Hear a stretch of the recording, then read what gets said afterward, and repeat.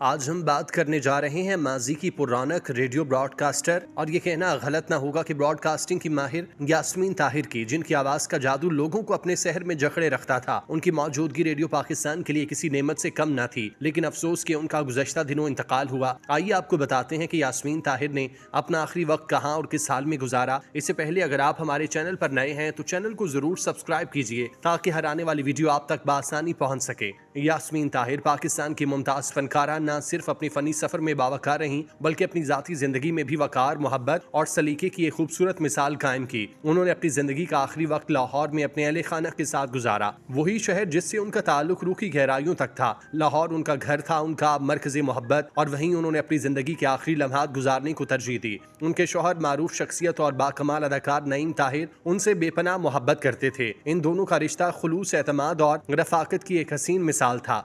यास्मीन ताहिर ने न सिर्फ खुद एक कामयाब जिंदगी गुजारी, बल्कि अपने बच्चों की तालीम और तरबियत पर भरपूर तवज्जो दी। यही वजह है कि उनका बुढ़ापा किसी मोहताजी या महरूमी का शिकार न हुआ। वो एक तवील अरसे से अलील थीं, मगर उनके शौहर और बच्चे उनकी खिदमत में हर लम्हा मौजूद रहे और उनके लिए हर मुमकिन आराम और सहूलियात मुहैया की गईं। ये खुशनसीबी की बात है कि जहाँ कई फनकारों का आखिरी वक्त तन्हाई, माली तंगी या नजरअंदाजी का शिकार हो जाता है, वहीं यास्मीन ताहिर ने इज्जत और वकार के साथ लाहौर में अपने खानदान के दायरे में मोहब्बत से भरपूर जिंदगी के आखिरी अयाम गुजारे। उनकी जिंदगी की आखिरी फसल भी इसी शान शौकत से मुकम्मल हुई जिससे उनकी पूरी हयात मुज़य्यन थी। यास्मीन ताहिर न सिर्फ एक बाकमाल फनकारा थीं, बल्कि एक बाइज्जत बीवी, मेहरबान माँ और बाकमाल खातून थीं। उनका नाम हमेशा उन सफ़े अव्वल की खवातीन में शामिल रहेगा जिन्होंने फन और खानदान दोनों को पूरी खूबसूरती से निभाया। यास्मीन ताहिर एक मोतबर आवाज, एक दरख्शां नाम था जिन्होंने ब्रॉडकास्टिंग की दुनिया में एक मुनफरिद मकाम हासिल किया। अब एक तवील अरसे से बीमारी से नबरदाजमा थीं, उनका इलाज काफी अरसे से जारी था। वो बाकायदगी से दवाइयां ले रही थीं।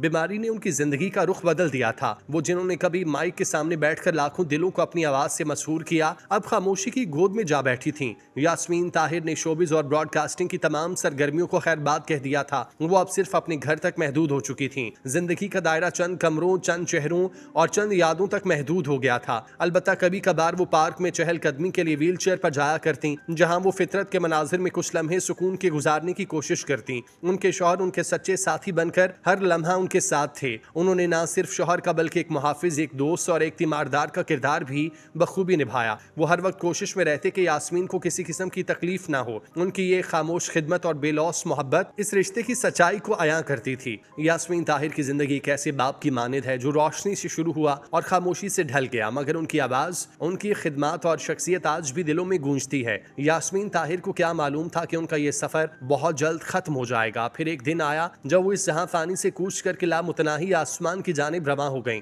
यास्मीन ताहिर की बात करना आसान भी है और दुश्वार भी, इसलिए नहीं कि उनकी शख्सियत की कई परतें हैं और एक के बाद दूसरी तरफ बात चली जाती है, बल्कि इसलिए कि उनका ताल्लुक एक इंतहाई बासलाहियत खानदान से है। वालिदैन की बात हो तो अनारकली जैसे अलमिये के खालिक इम्तियाज अली ताज और 19वीं सदी के अवाइल में उर्दू अदब में फ्रांसीसी दरीचों और बेलों से घिरे हुए घरों की रोमानवी कहानियां लिखने वाली हिजाब इम्तियाज अली जैसे वालिदैन, थिएटर और अदब की दुनिया में नुमाया मकाम रखने वाले नईम ताहिर जैसा जीवन साथी, फिर फरहान ताहिर और अली ताहिर जैसी बासलाहियत औलाद, तो इस तरह बात एक मौजू से दूसरी तरफ चली जाती है। वॉइस ऑफ अमेरिका के प्रोग्राम कुछ तो कहिए में यास्मीन ने बारहा खुद को खुशकिस्मत करार दिया और सबसे ज्यादा रेडियो पर काम के हवाले से तकसीम से पहले के लाहौर के रेडियो स्टेशन से उन्होंने बच्चों के प्रोग्राम से आगाज किया। यास्मीन ताहिर 1937 में लाहौर में एक इल्मी और अदबी खानवादी में पैदा हुई। उनके वालिद इम्तियाज अली ताज उर्दू ड्रामा निगारी के बानियों में शुमार होते हैं, जबकि उनकी वालिदा हिजाब इम्तियाज अली बरसगीर की पहली मुस्लिम खातून पायलट होने के साथ साथ एक मुमताज अदीबा भी थीं। यास्मीन ने इसी इल्मी माहौल में तरबियत पाई और बाद अज़ां फ़न, अदब, नशरियात और समाजी खिदमात के मैदान में नुमाया मकाम हासिल किया। उन्होंने आला तालीम हासिल करने के बाद 1958 में रेडियो पाकिस्तान में बतौर पब्लिसिटी ऑफिसर शमूलियत इख्तियार की, लेकिन उनका नशरियाती सफ़र तकसीम हिंद से पहले ही बच्चों के एक प्रोग्राम की मेज़बानी से शुरू हो चुका था। उनकी आवाज़ ने जल्द ही सामीन के दिल जीत लिए। वो तकरीबन 37 बरस तक रेडियो पाकिस्तान से वाबस्ता रहीं और इस दौरान सुबह खैर पाकिस्तान, सुबह सवेरे और सतरंग जैसे मकबूल मॉर्निंग शोज की मेज़बानी की। उन्होंने पाकिस्तानी रेडियो पर मगरबी मौसीकी के पहले प्रोग्राम की मेज़बानी की, जिससे उन्होंने रेडियो के दायरे असर को नई सिमत दी। यास्मीन ताहिर का शुमार उन चंद आवाजों में होता है जो कौमी सानिहात और जंगी हालात में हौसले की अलामत बन गईं। 1965 की पाक भारत जंग के दौरान उन्होंने फौजी भाई के नाम से एक खुसूसी लाइव शो की मेजबानी की, जिसे रेडियो पाकिस्तान का पहला कॉल इन शो भी करार दिया जाता है। इस प्रोग्राम में गुलकारा नूरजहां और मुहाज पर मौजूद फौजियों के दरमियान गुफ्तगू नशर होती थी, जिसने काम के हौसले बुलंद करने में कलीदी किरदार अदा किया। उनका ताल्लुक सिर्फ रेडियो तक महदूद न रहा, उन्होंने BBC, वॉइस ऑफ अमरीका और दीगर आलमी इदारों के लिए भी नशरियाती खिदमात अंजाम दी। उनका एक यादगार लम्हा 1970 में मेहदी हसन का इंटरव्यू था, जिसमें उन्होंने गुलकारी के फनी सफर पर गुफ्तगू की। उन्हें जदीद रेडियो के रुझानात पर तहफुजात थे, इसीलिए उन्होंने पाकिस्तान ब्रॉडकास्ट कॉरपोरेशन की तरफ से FM 101 की क़यादत की पेशकश को कबूल नहीं किया। यास्मीन ने उर्दू ड्रामों में भी अदाकारी की और रेडियो थिएटर के मुतादिद यादगार किरदारों को जिंदा किया। 2018 में वो मशहूर ड्रामा मोहनी मेंशन के सिंड्रेला में शबनम, फरियाल गौहर, नईम ताहिर और उसामा खान के साथ कास्ट में शामिल हुई।